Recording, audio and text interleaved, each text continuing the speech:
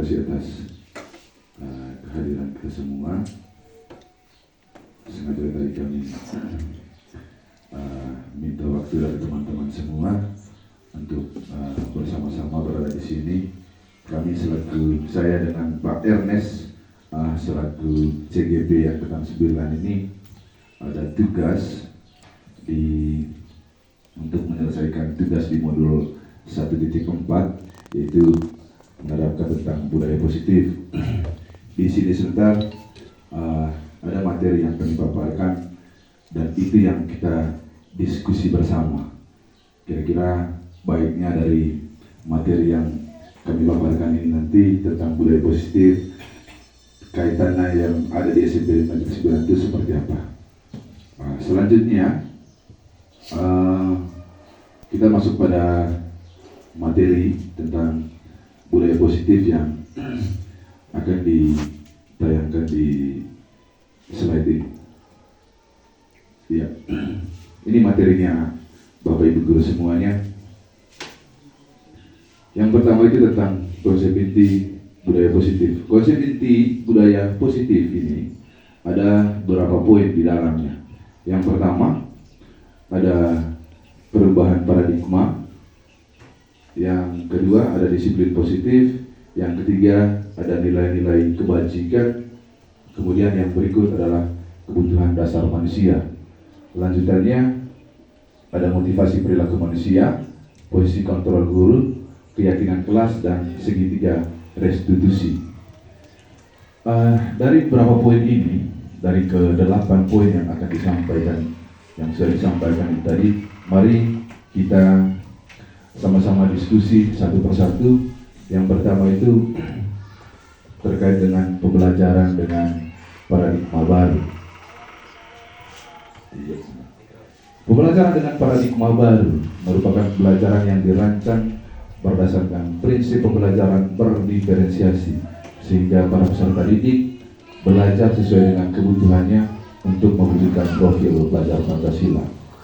Di samping kanan itu adalah profil pelajar Pancasila. Yang pertama, beriman dan bertakwa kepada Tuhan Yang Maha Esa dan berakhlak mulia. Kemudian mandiri, bernalar kritis, kreatif, bergotong royong, dan berkebinekaan global. Kemudian lanjut pada poin yang kedua tadi, miskonsepsi tentang kontrol.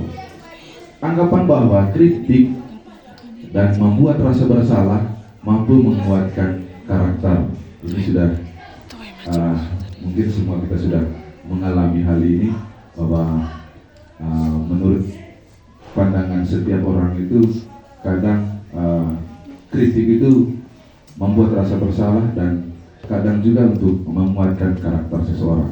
Kemudian yang kedua, anggapan bahwa orang dewasa berhak untuk memaksa. Ini teori-teori yang sudah banyak dipelajari, yang sudah didapatkan dari, mungkin kalau kami dulu SMA kami punya dulu, ini masih kami dapatkan, menganggap bahwa kalau usianya di atas kita berhak untuk memaksa seseorang untuk melakukan sesuatu atau mengerjakan sesuatu. Yang ketiga, anggapan guru untuk mengontrol murid. Itu nanti ada di fungsi kontrol guru, nanti kita jelaskan secara rinci. Next. Kemudian poin yang kedua tentang disiplin positif. Dilihat dari kata disiplin, ini berasal dari kata disiplin yang artinya belajar. Konsep disiplin positif bisa mengontrol diri sendiri berdasarkan nilai kebajikan yang diyakini.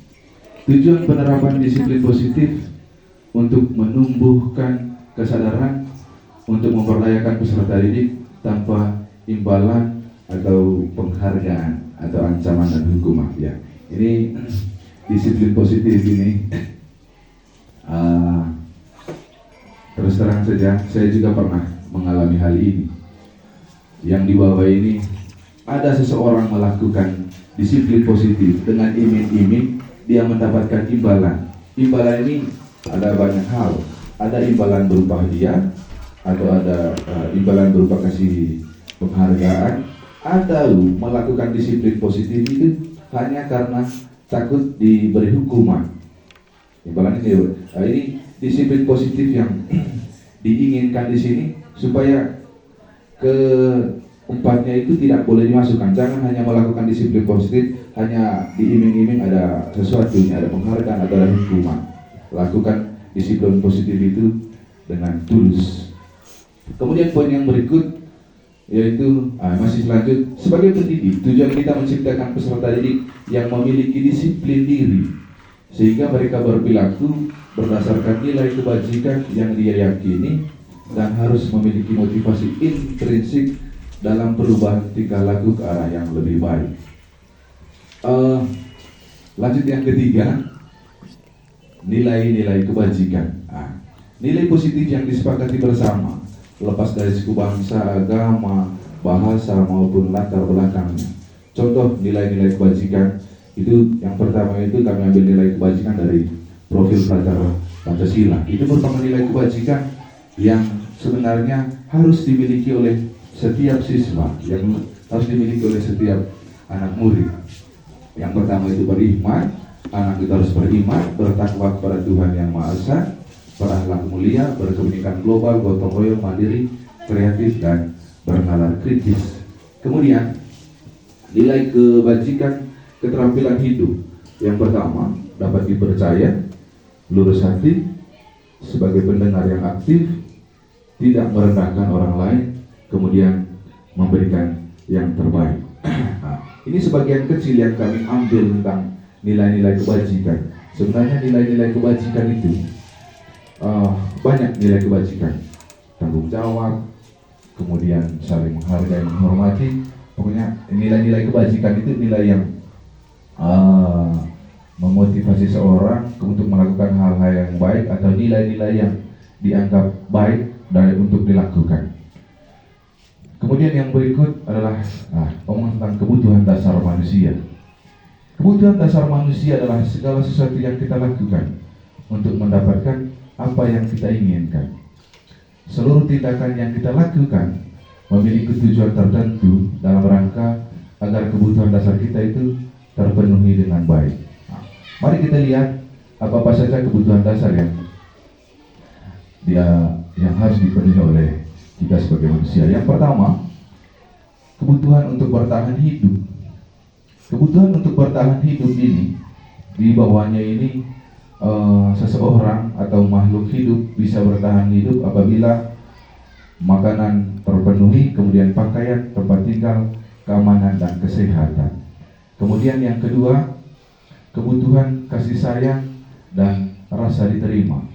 Rasa diterima diperdulikan berbagai kerjasama menjadi bagian dalam kelompok. Kemudian penguasaan, harga diri, keinginan untuk dianggap memimpin, berprestasi, diakui dan didengar. Kemudian yang ketiga, yang keempat yaitu kebutuhan dasar untuk kebebasan, yaitu mencakup mandiri, memiliki pilihan mencoba hal baru, mampu mengendalikan diri.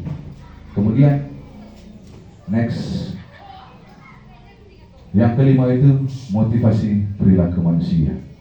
Motivasi perilaku manusia itu ada dua, motivasi eksternal dan ekstrinsik dan intrinsik. Kita lihat yang pertama itu motivasi ekstrinsik yang datang itu dari luar pribadi seseorang. Yang pertama, untuk menghindari ketidaknyamanan atau hukuman. Ada itu dari perilaku manusia tadi. Kemudian yang kedua itu untuk mendapatkan imbalan atau penghargaan dari orang lain. Di disiplin positif tadi itu sudah dijelaskan ini. Kemudian motivasi yang kedua yaitu motivasi yang timbul dari pribadi seorang, dari dalam diri seorang, yaitu motivasi intrinsik untuk menjadi orang yang mereka inginkan dan menghargai diri sendiri dengan nilai-nilai yang mereka